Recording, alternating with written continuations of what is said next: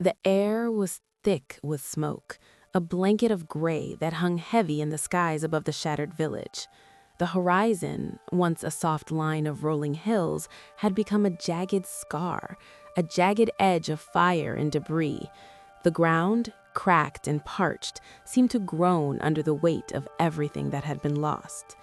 In the distance, the last remnants of a fire burned low, casting an eerie orange glow over the wreckage, the ruins of homes that were once filled with life, now nothing more than hollowed-out skeletons. Nothing moved, nothing spoke, except the wind that whispered over the scorched earth, carrying with it the faintest scent of something lost, something impossible to bring back. Captain Sophie Duval stood at the edge of the village, her boots pressed into the charred dirt, her breath heavy from the long hours of travel, the weight of the last mission still hanging in the air like a noose around her neck. Her rifle was slung over her shoulder, but it felt heavier than it had in days. She wasn't just carrying the weapon anymore, she was carrying the ghosts of those she had failed to protect. Her hand tightened around the pendant that hung from her neck. A simple thing, a small circle of silver with a single word etched inside.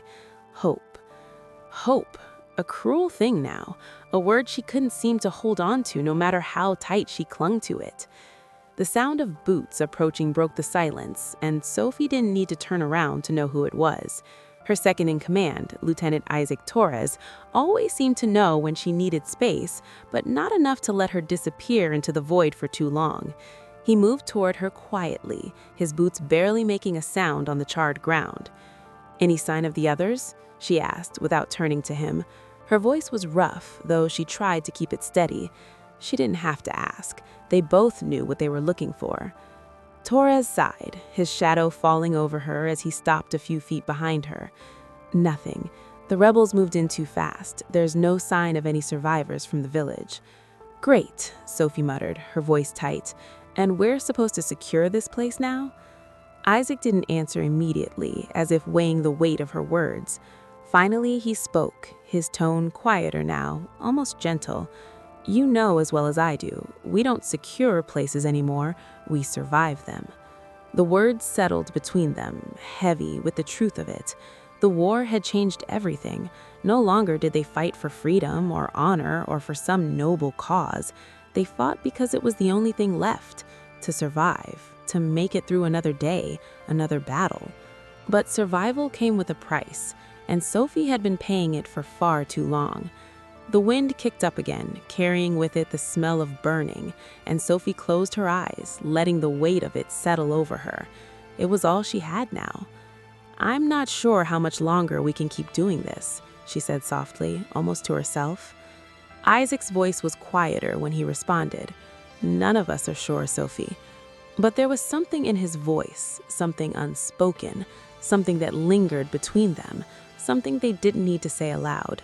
They both knew what had been lost, and they both knew that they couldn't give up now, no matter how much they wanted to, because there was still something worth fighting for, even if they couldn't see it anymore.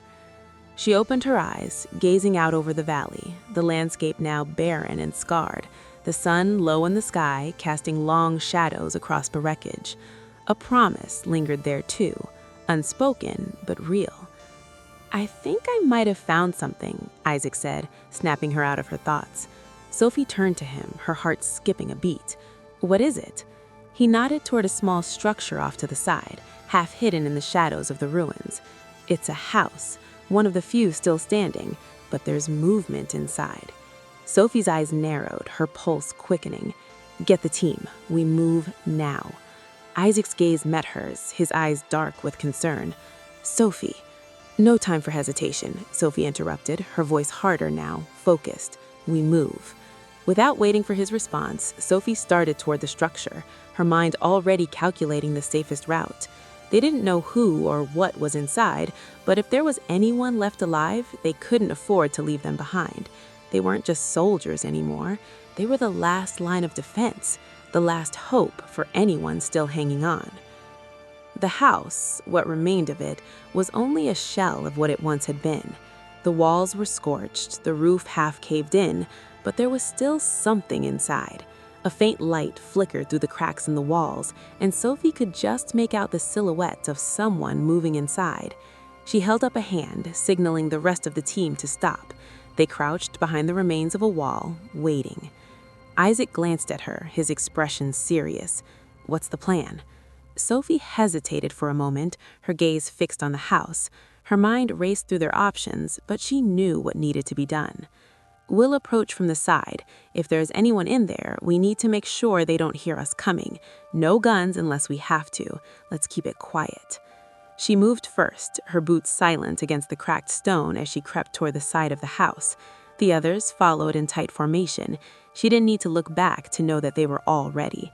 They had learned long ago that when it came to protecting what was left, there could be no room for doubt. As they reached the doorway, Sophie motioned for Isaac to check the other side. He nodded and slipped past her, disappearing into the shadows. The silence felt too heavy now, too suffocating.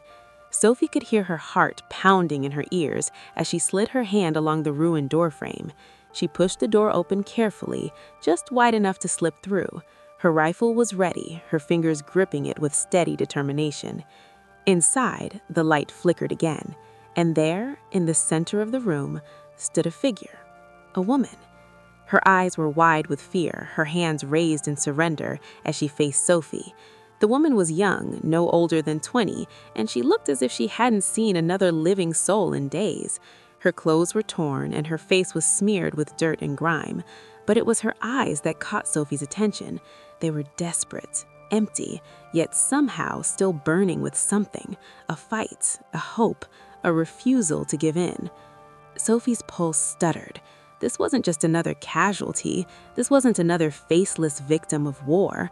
This woman was still standing, still fighting, and for a brief, fragile moment, Sophie felt something she hadn't allowed herself to feel in a long time. Connection. "Are you alone?" Sophie asked, her voice softer now, the hardness fading from her words. The woman's eyes darted around the room as if looking for an escape. I'm the last one left," she said, her voice trembling. "They came through, killed everyone, but I managed to hide. I thought I was the only one."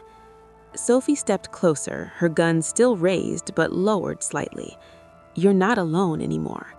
For a moment, neither of them spoke.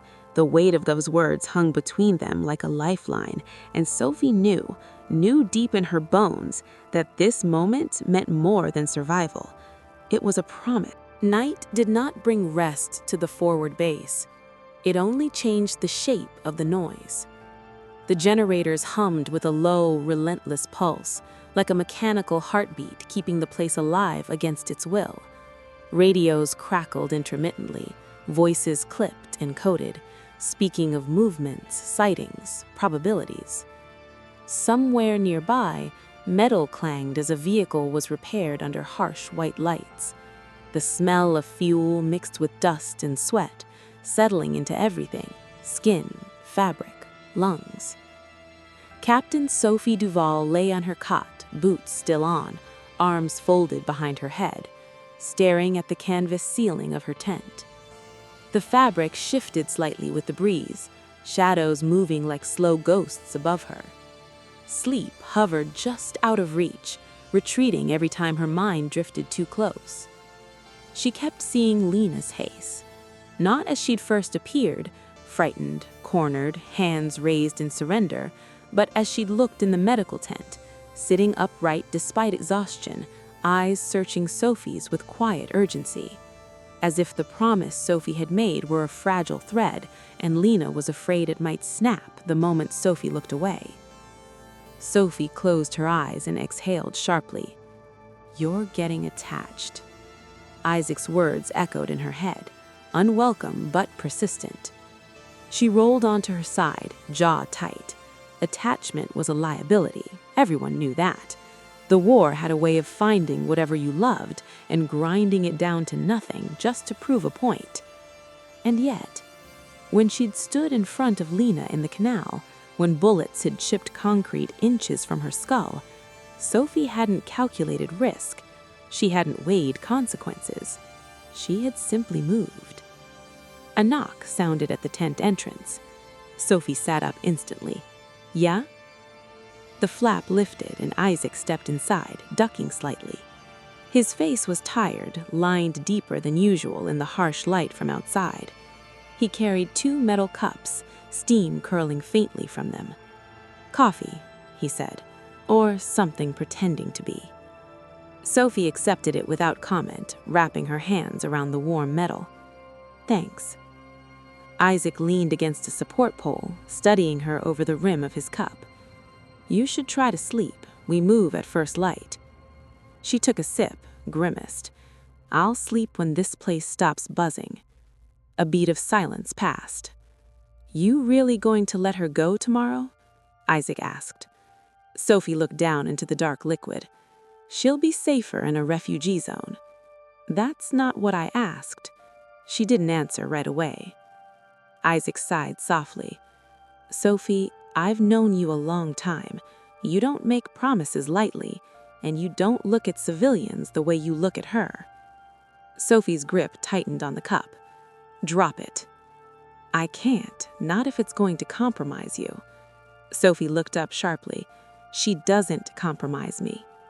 Isaac held her gaze. "She changes you." The words landed with uncomfortable precision. Sophie stood abruptly, setting the cup aside. "Get some rest, Lieutenant." Isaac hesitated, then nodded. "Just be careful. The line between care and collapse is thinner than you think." When he left, the tent felt smaller. Sophie waited a few seconds, then grabbed her jacket and stepped out into the night. The medical area was quieter now, fewer voices, dimmer lights, the kind of quiet that invited thoughts no one wanted. Sophie paused outside the tent, suddenly unsure. She hadn't come here with a plan, only a pull she hadn't managed to ignore. She pushed the flap aside. Lena lay on the cot, turned on her side, eyes open. She looked up immediately, as if she'd been listening for Sophie's footsteps. "You can't sleep either," Lena said softly. Sophie almost smiled. Almost. "Mind if I sit?" she asked. Lena shifted, making space. "I was hoping you would." Sophie sat on the edge of the cot, elbows resting on her knees.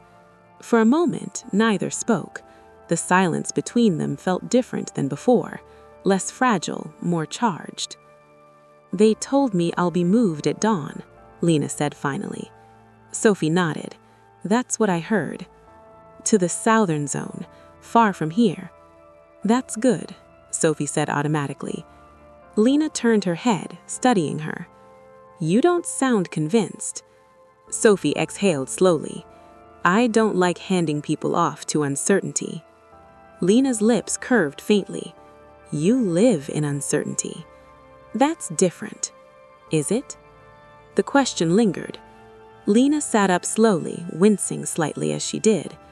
Sophie moved without thinking, steadying her with a hand on her arm. The contact was brief, but sent a quiet jolt through them both. Lena didn't pull away. "You kept your promise today. You didn't have to." "Yes, I did." "Why?" Lena pressed. "Really?" Sophie met her eyes. There was no fear there now, just tired honesty. "Because I saw what the war hadn't taken from you, and I couldn't let it finish the job." Lena's breath caught. "You barely know me." "I know enough.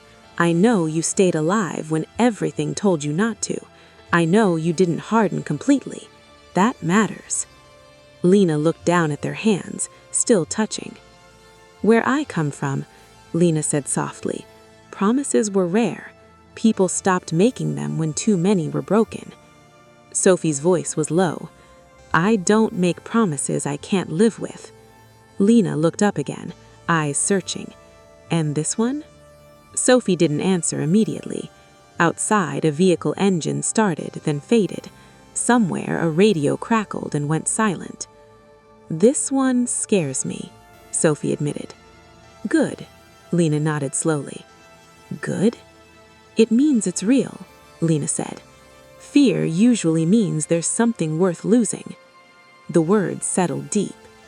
For a moment, Sophie allowed herself to imagine a different ending, Not peace, she wasn't naive, but something like continuity, like choosing to keep someone in her life beyond the edge of a mission.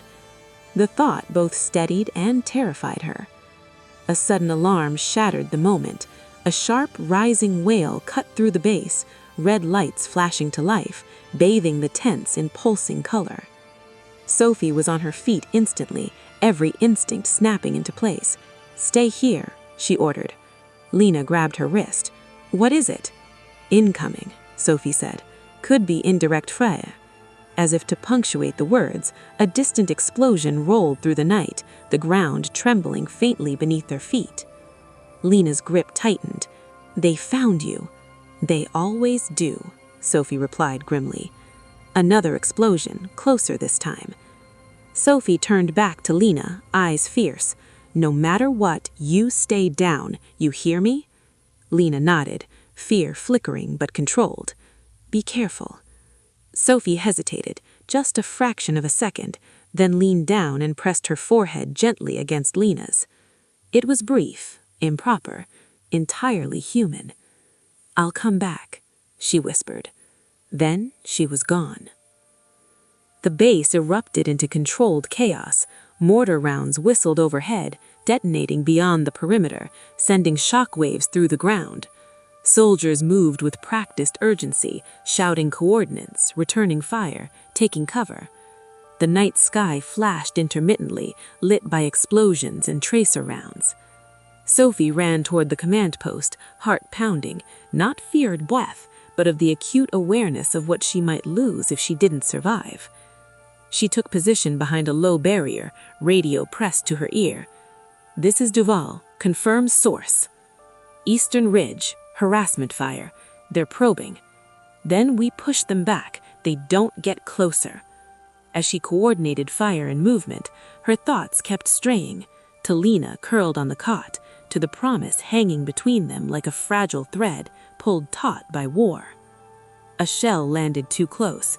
The blast threw Sophie backward, slamming her into the dirt. Her ears rang violently, vision blurring.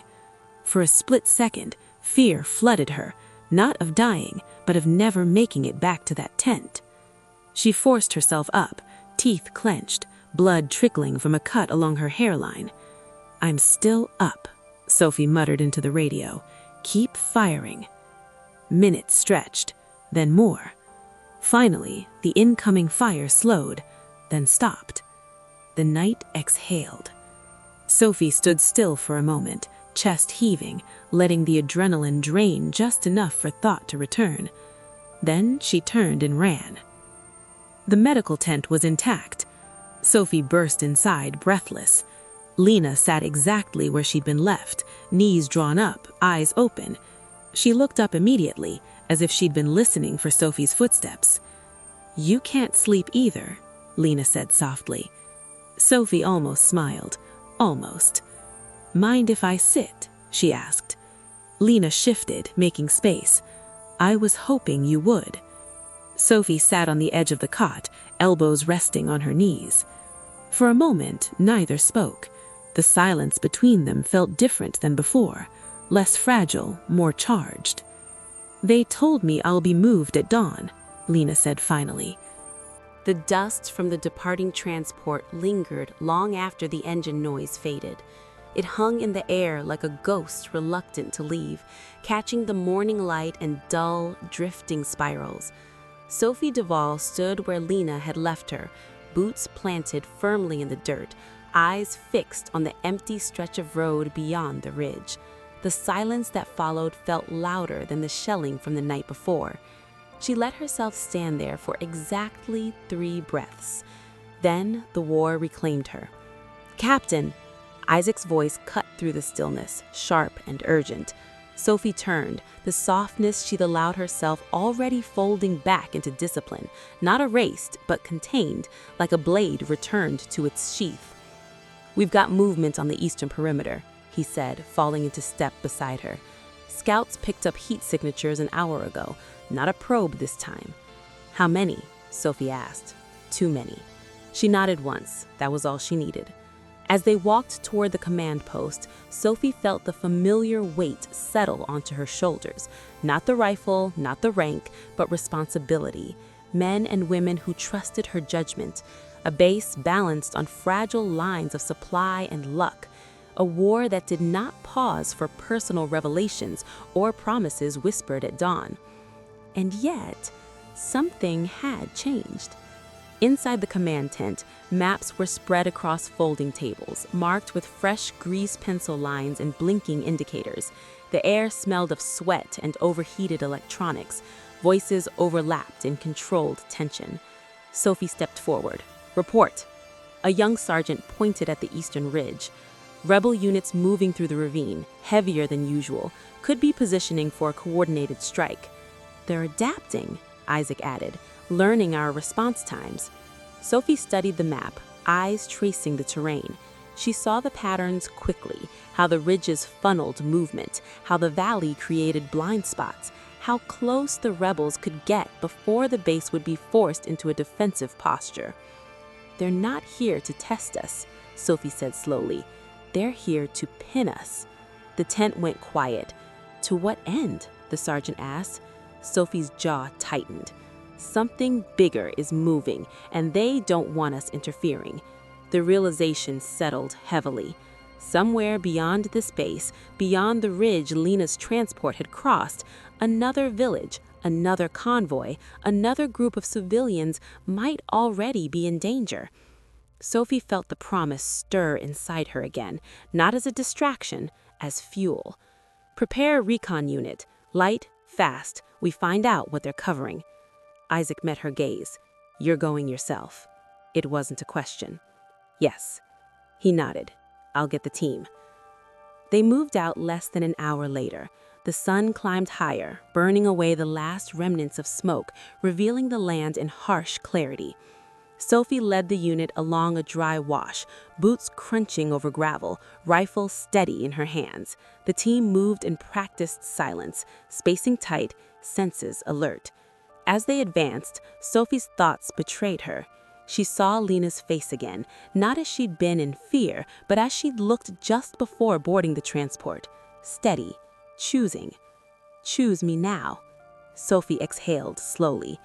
This mission, this responsibility was also a choice, one she'd been making every day for years, but now it felt different. Now it carried meaning beyond survival.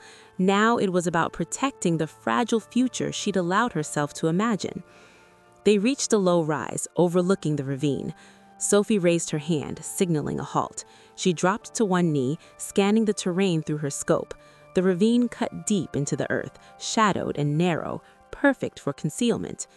Movement flickered below. Armed figures, dozens, too organized for a simple patrol. "Confirmed hostile presence," she murmured into the radio. "They're massing." A sudden crack split the air. The shot missed, but only just. "Contact!" Isaac shouted. The ravine erupted. Gunfire echoed violently off the stone walls, turning sound into chaos. Sophie rolled behind a boulder as bullets tore into the ground where she'd stood moments before. The team returned fire, controlled bursts, aimed at muzzle flashes and movement. Sophie's world narrowed to instinct. Aim, fire, move. The rebels advanced aggressively, using the ravine's curves for cover. They weren't retreating, they were pushing. "Captain, they're flanking," a soldier yelled. Sophie saw it instantly. Figures climbing the far side, trying to cut off their exit. "Fall back to the ridge. Smoke out the ravine." Canisters flew, hissing as thick gray plumes blossomed, swallowing the enemy's sightlines. The team moved fast, disciplined, covering each other as they withdrew. A sharp impact slammed into Sophie's side.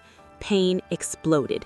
She staggered, breath knocked from her lungs, hitting the ground hard behind a rock.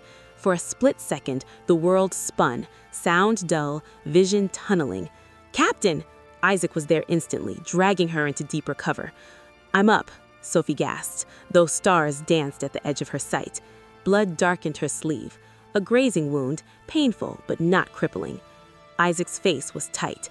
"We need to pull back, now." Sophie forced herself upright, gritting her teeth. We have what we need. They're not hiding, they're holding ground.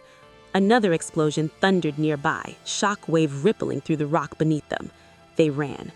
The retreat was brutal, every meter earned under fire, but they made it, cresting the ridge and disappearing into the broken terrain that led back toward base. Only when the gunfire faded did Sophie allow herself to slow. Her breathing came ragged, chest tight with exertion and pain. Isaac glanced at her wound. "You'll live." Disappointing, then winced. Despite everything, he smiled faintly. Back at the base, medics cleaned and dressed Sophie's side. The pain settled into a dull ache, manageable, familiar.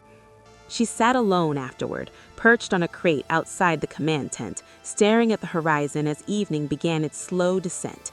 The sky shifted toward amber, then rose-colored hues, deceptively peaceful. Her radio crackled. Not a tactical channel, a civilian relay frequency. Sophie stiffened. Transport reached the southern checkpoint, all civilians accounted for, no casualties. She closed her eyes. Alive. Safe, for now. Relief flooded her so suddenly it made her dizzy. She pressed 2 fingers to the bridge of her nose, grounding herself. This was what it meant now, to carry fear and hope side by side, neither canceling each other out. Isaac approached quietly. Intel confirms it. Rebels were screening a weapons transfer east of here. If we hadn't pushed them, that convoy would have roamed straight through. "So we mattered," Sophie said softly. He nodded. "We always do. We just don't always see it." The sun dipped lower. Sophie rose slowly, ignoring the protests from her side. "Get some rest. Tomorrow won't be easier." "No," she agreed, "but I will be." He studied her for a moment, then gave a small nod and walked away. Sophie remained where she was, watching the sky darken. Somewhere far beyond the horizon, Lena was beginning a different kind of waiting, not passive, not empty, but chosen, a future uncertain but not unclaimed. Sophie touched the place at her side where the pain throbbed steadily. She had been wounded before, but this was proof she was still here, still fighting, still capable of choosing something more than endurance. The war would continue to demand everything it could take, but it would not take this. Not the promise, not the quiet strength that had rooted in fear and smoke, not the knowledge that somewhere someone waited, not because Sophie was a soldier, but because she was herself. As night settled over the base once more, Sophie allowed herself one final thought before duty reclaimed her completely. Love did not end the war, but it gave her a reason to survive it. The night settled slowly, like a held breath finally released. Above the forward base, the sky stretched wide and dark. Stars dulled by distance and smoke, but still present, still stubborn. Fires burned low along the perimeter, their orange glow tracing the outlines of sandbags, vehicles, and tired silhouettes moving with practiced care. The war had not paused. It never did. But for the first time in a long while, it no longer felt infinite to Sophie Duval. She stood alone at the edge of the base, boots planted in the cool dirt, her bandaged side aching dully beneath her uniform. Pain had become a familiar companion, one she measured herself against, proof that she was still here, still standing, still choosing. The radio on her belt crackled softly with routine reports, patrols rotating, supplies accounted for, wounded stable. Ordinary words stitched together to hold chaos at bay.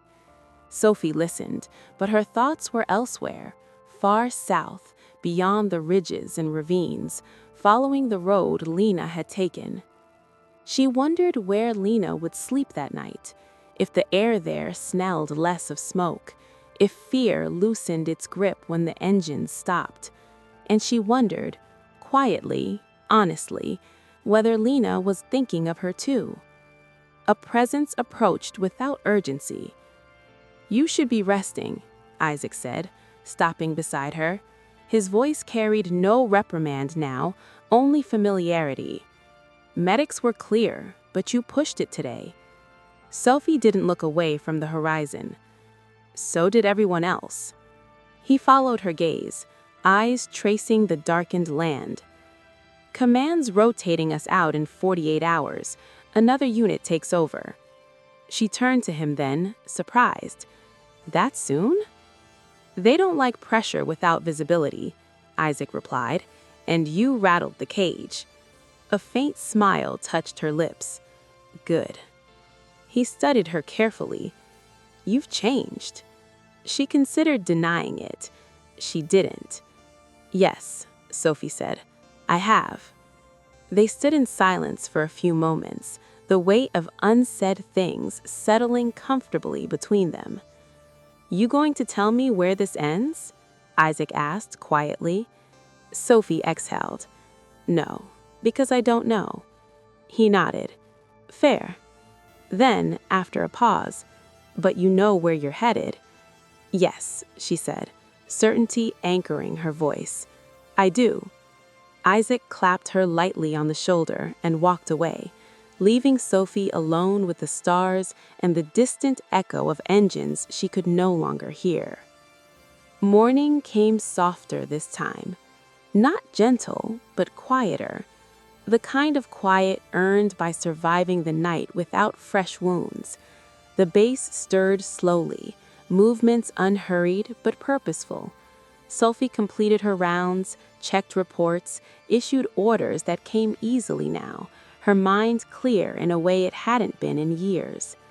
By midday, the radio crackled again, different frequency. Civilian relay.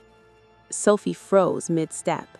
She turned away from the others, fingers tightening around the receiver as static hissed briefly, then resolved into a voice. "This is Southern Transit Command. Message for Captain Sophie Duval." Her breath caught. "This is Duval," she replied, voice steady despite the sudden pounding of her heart. A pause, papers shifting. Then, "Civilian Lena Marek has requested that you be informed of her status. She is safe, located at Zone Delta Shelter. No medical complications." Sophie closed her eyes. Safe. The word felt fragile and enormous all at once. "There's more," the voice continued. "She asked us to pass along a message." Sophie swallowed. "Go ahead." Another pause, longer this time. She says, "Tell her the nights are quieter here, but I still listen for engines. I think that will fade. I am not afraid anymore, just waiting. I meant what I said. I chose her too." The transmission ended. The radio went silent. Sophie stood there long after, heart racing, the world narrowed to those words echoing again and again inside her chest. I chose her too. She pressed her thumb against the radio's edge, grounding herself, feeling something dangerously close to tears rise and recede. Not now, she told herself, but soon. The final operation before rotation came at dusk.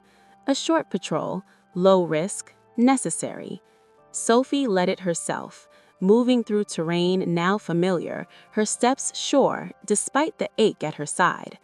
The team advanced without incident, confirmed the absence of hostile movement, and returned under a sky streaked with red and gold. As the base lights flickered on one by one, Sophie felt a strange sense of completion settle over her. Not an ending, a turning.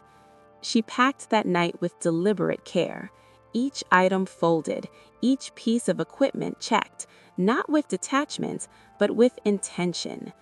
The uniform remained, the weapon, the responsibility, but something else had joined them now, purpose that was not defined by war alone. Later, as the base grew quieter again, Sophie climbed onto the roof of the command structure and sat with her back against the cool metal. The stars were clearer here, the air thinner, the silence less crowded. She allowed herself, finally, to imagine tomorrow. Not peace, she was not naive, but movement, choice, return. She imagined finding Lena again, not in smoke or fear, but in daylight, in a place where footsteps didn't signal danger, where silence didn't mean loss. The image was imperfect, uncertain, but it was hers. Sophie reached into her pocket and pulled out a small strip of fabric she'd kept since the village, a torn piece of fabric she'd picked up without thinking. Red, faded, frayed. She hadn't known why she'd kept it then. She did now. Below her, the bass hummed, alive, resilient, fragile. The war would continue to demand sacrifice. It always would. But Sophie Duval had learned something it could never take from her. That love did not need peace to exist. That promises whispered through smoke and fear could survive fire. That two souls choosing each other, even briefly, even uncertainly, could become an act of resistance. She closed her eyes, the stars warming behind her lids, and let herself rest. Not because the war was over, but because she was no longer fighting it alone. Somewhere far away, Lena waited, not frozen in hope, not defined by fear, but alive, choosing each day anew. And between them, stretched across distance and danger, the promise endured. Not loud, not perfect, but unbroken.